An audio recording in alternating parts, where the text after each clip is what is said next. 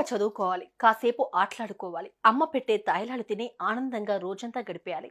ఇదంతా ఓ 50 ఏళ్ల కిందటి ముచ్చటగా మారిపోయింది.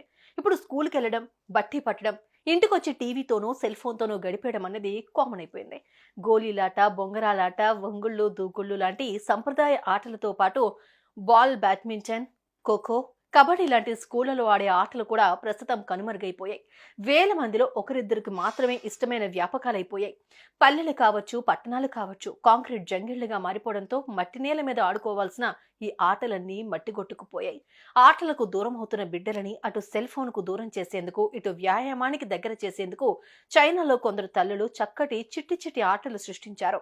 బజార్లో దొరికే చిన్న చిన్న వస్తువులను ఉపయోగించి తమ బిడ్డలకు వ్యాయామంతో పాటు అక్షరాల మీద చక్కటి అవగాహన కల్పిస్తున్నారు. ఇంతకీ ఆ బిడ్డలకి ఆ తల్లులు ఆడిస్తున్న ఆటలేమిటో చూసేద్దాం.